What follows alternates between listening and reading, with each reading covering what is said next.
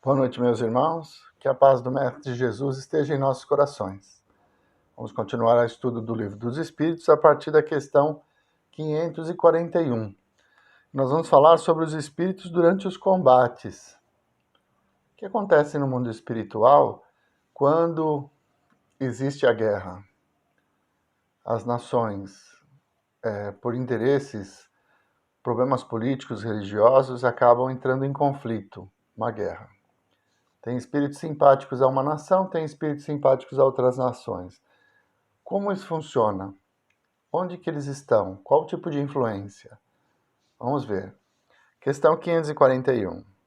Durante uma batalha, há espíritos que sustentam e amparam cada uma das forças contrárias? Sim, e que estimulam sua coragem.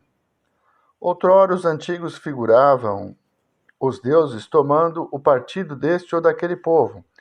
Esses deuses nada mais eram do que espíritos representados por figuras alegóricas. Então, como eu disse, existe a simpatia de espíritos que estão ligados àquela nação. Existem também espíritos superiores, que não fazem distinção de uma nação para outra e vão trabalhar no sentido da paz, de tentar evitar esse conflito. Mas durante o conflito, de acordo com o merecimento de cada um, eles vão recebendo auxílio, inspiração, até incentivo para que tomem decisões. Numa guerra, a justiça está sempre de um dos lados? Como pode haver espíritos que tomam o partido dos que lutam por uma causa injusta? Sabeis perfeitamente que há espíritos que só procuram a discórdia e a destruição. Para eles, guerra é guerra. A justiça da causa pouco os importa. Então, espíritos ainda endurecidos, que viveram batalhas aqui enquanto encarnados, foram líderes, né? Soldados, generais, eles trazem ainda no seu íntimo esse ímpeto, essa nacionalidade, vamos dizer assim, de proteger a nação, de ver que sempre aqueles que são seus é que estão certos, independente da realidade. Então são espíritos endurecidos ainda, que desejam o mal. E aí para eles pouco importa. O importante é que os seus discípulos vençam. E eles vão fazer tudo isso, tudo o que for estiver ao seu alcance para proporcionar isso. 543. Alguns espíritos podem influenciar o general na concepção de seus planos de campanha? Sem dúvida alguma. Os espíritos podem influenciar nesse sentido, como em relação a todas as concepções. Então, percebendo de uma forma mais ampla o cenário, porque não tem um corpo limitante, esses espíritos eles podem se deslocar até o inimigo e saber o que eles estão fazendo e intuir ou inspirar os comandantes do exército a quem eles querem ajudar para que tomem boas decisões. Espíritos que têm problemas, que querem a destruição, sim, pura e simples, porque eles não são felizes e desejam a infelicidade dos outros, podem até inspirar os generais a tomar decisões erradas, que leve a mais mortes, para que ele tenha um remorso maior sobre suas atitudes. Depende muito da sintonia do general, né? Então, o general eleva o seu pensamento a Deus em oração e pede auxílio para que suas decisões façam com que a guerra tenha um curso menor possível. Então, ele vai estar em sintonia com bons espíritos que vão orientá-lo, vão intuí-lo, para que, tomando boas decisões, possa minimizar o conflito. Se ele tiver no seu coração o desejo pleno da vitória, o orgulho de se achar superior ao seu adversário, a outra nação, e desejo de dominá-la, de destruí-la, ele vai estar em sintonia com espíritos inferiores, que vão intuí-lo para que isso ocorra, para que haja mais violência, para que haja menos caridade, né, nos conflitos E aí nós vemos esses absurdos que acontecem nas guerras.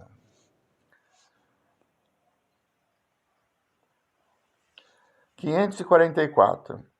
Os maus espíritos poderiam induzi-lo a elaborar planos errôneos a fim de o levar à derrota? Sim, mas não tem ele o livre-arbítrio? Se seu juízo não lhe permite distinguir uma ideia justa de uma ideia falsa, sofrerá as consequências e melhor faria se obedecesse, em vez de comandar. Então, é aquela relação. O espírito pode nos obrigar a fazer coisas que nós não queremos? Não. O espírito vai sempre nos influenciar, nos intuir, mas as decisões são nossas. É o nosso livre-arbítrio. Então, espíritos que desejam o mal daquele general vão intuí-lo a tomar decisões errôneas para que aumente a sua carga, a sua responsabilidade. Grandes derrotas trazem grandes sofrimentos, né, para quem comanda, remorsos, enfim. Ele vai intuí-lo para que tome decisões erradas. Mas ele ainda, o general, ainda é o senhor, é ele que comanda. Se ele decidir ignorar essas intuições e fazer o certo, ele vai fazer. Então, sempre o espírito pode nos influenciar? Sim, muito mais do que podemos imaginar. Por vezes são eles que nos conduzem. É a resposta que nos foi dada pelas questões anteriores. Mas a decisão final sempre será nossa. Para qual caminho nós vamos seguir? Aqueles que nós escolhemos. Uma pessoa sugere que nós façamos de uma forma. A outra pessoa sugere que nós façamos de outra forma. Qual que nós vamos fazer? Aquela que nós escolhemos. Então, é a sintonia que vai permitir a influência, mas a decisão final ainda é daquele que está encarnado, que tem o poder de conduzir a sua própria vida. Senão não teríamos livre-arbítrio, seríamos um joguete na mão dos espíritos. Né? E o livre-arbítrio é algo real, é uma lei que nos permite escolher nosso caminho evolutivo. 545. Pode o general algumas vezes ser guiado por uma espécie de dupla vista, por uma visão intuitiva que lhe mostre previamente o resultado de seus planos? Isso se dá geralmente com o homem de gênio. É o que ele chama inspiração e que lhe permite agir como uma espécie de certeza. Essa inspiração lhe vem dos espíritos que o dirigem e que se aproveitam das faculdades de que ele é dotado.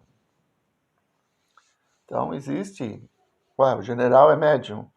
Aí ele pode ter uma sensibilidade maior e estar em sintonia maior com o mundo espiritual. Como eu disse, se ele tem um bom propósito, se ele deseja encerrar a guerra, defender seu país, sim, mas não de uma forma de ter o desejo de destruir. Se ele tem o desejo de que aquela guerra termine logo, ele vai estar em sintonia com bons espíritos e pode, em desdobramento, até ser mostrado a ele quais caminhos que podem levar ao fim da guerra. E isso é uma forma de ajudá-lo. Se ele tem o ódio no coração, se ele tem o desejo de submeter, de destruir o adversário, se ele se acha superior, então, pelo orgulho de raça, ele deseja realmente destruir aquela outra nação, ele vai estar em sintonia com espíritos inferiores que vão lhe mostrar esse caminho. A decisão sempre vai ser dele, mas é possível sim que haja essa possibilidade de estar usufruindo da mediunidade como ferramenta para suas decisões. 546.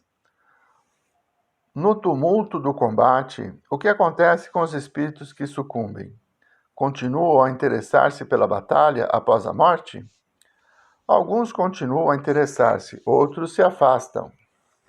Nos combates ocorre a mesma coisa que se dá nos casos de morte violenta. No primeiro momento, o espírito fica surpreendido e como que atordoado. Não acredita estar morto. Parece-lhe ainda tomar parte na ação. Só pouco a pouco a realidade lhe aparece. Nos trabalhos mediúnicos, a gente conversa, né, que eu sou esclarecedor, então conversa com espíritos que têm dificuldade de compreender o fenômeno da morte. Então, eles estão no hospital ainda, sentem sofrimento, ainda estão acreditando estar na matéria, mas não estão, já desencarnaram e nem perceberam. Assim ocorre com soldados. Então, por vezes, ele continua como espírito na batalha, tentando, não percebendo que o seu corpo ficou caído ali atrás, e continua lutando sem perceber.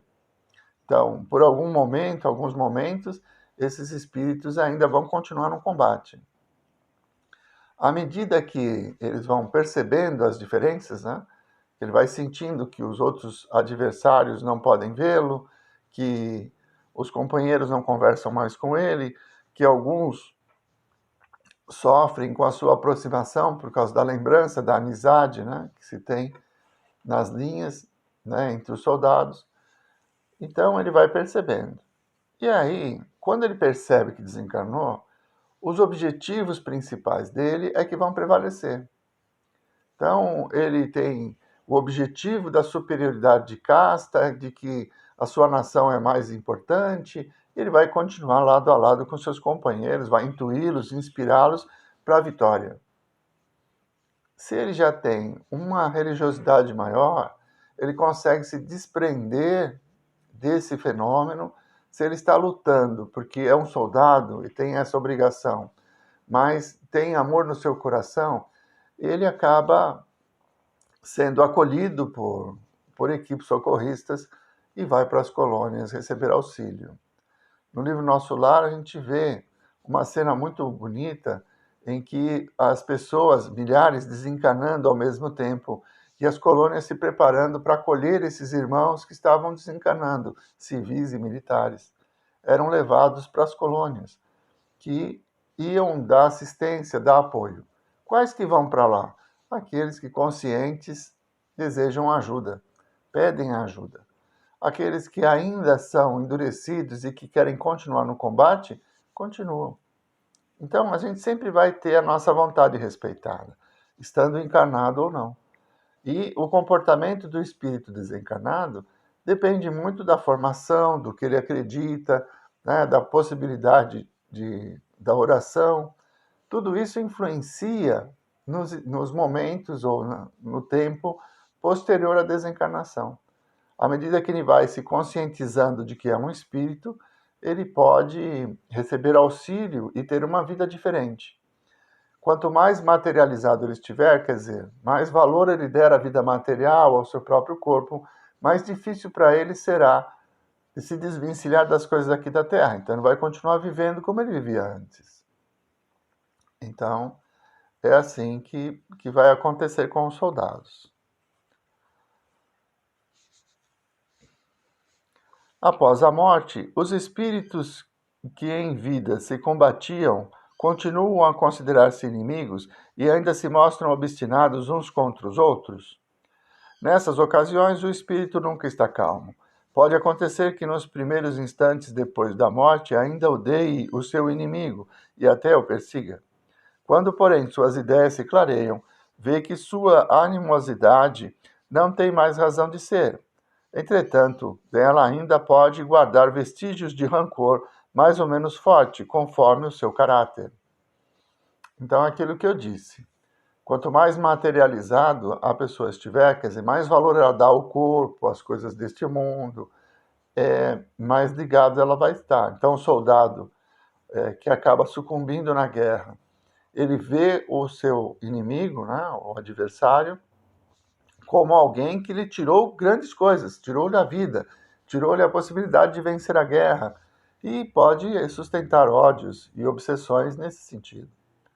Né? Tem outros que estão ali cumprindo o seu dever e, ao desencarnar, têm a consciência de que aquelas pessoas que estavam como adversários, elas também estavam obedecendo ordens. E não o mataram de propósito com uma relação mais pessoal. É a guerra. E aí tem uma serenidade, pode ter uma continuidade da vida um pouquinho melhor. 547A. Continua a ouvir o ruído das armas? Sim, perfeitamente. Então, se ele está ainda materializado e vivenciando aquela experiência, ele vai continuar na guerra. 548. O espírito que assiste calmamente a um combate como espectador testemunha a separação da alma e do corpo? Como esse fenômeno se apresenta a ele? Há poucas mortes realmente instantâneas. Na maioria das vezes, o espírito cujo corpo acaba de ser mortalmente ferido não tem consciência imediata desse fato. Somente quando começa a recobrar a consciência é que pode distinguir o espírito movendo-se ao lado do cadáver. Isso parece tão natural ao espírito que assiste à peleja que a visão do corpo morto não lhe produz nenhuma visão desagradável. Tendo-se a vida concentrado por inteiro no espírito, somente ele chama a atenção dos outros e é com ele que o espectador conversa ou lhe dá ordens.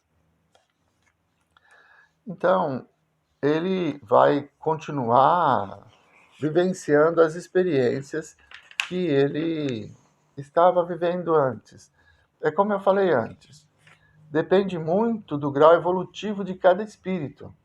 Então, se ele é mais próximo a Deus, tem a oração no seu coração, está ali cumprindo o seu dever, ele não tem ódio das pessoas, dos seus adversários.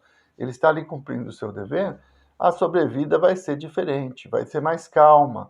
Mas se ele ainda, por orgulho, continua odiando aquelas pessoas, vê o inimigo como alguém que deve ser destruído, ele vai continuar nesse comportamento e mais ligado às coisas deste mundo. Então ele vai continuar guerreando, vivendo a guerra. Tá? Então, por hoje vamos encerrando. Na próxima semana continuamos a partir da questão 549 e o tema é pactos. Vamos à nossa prece?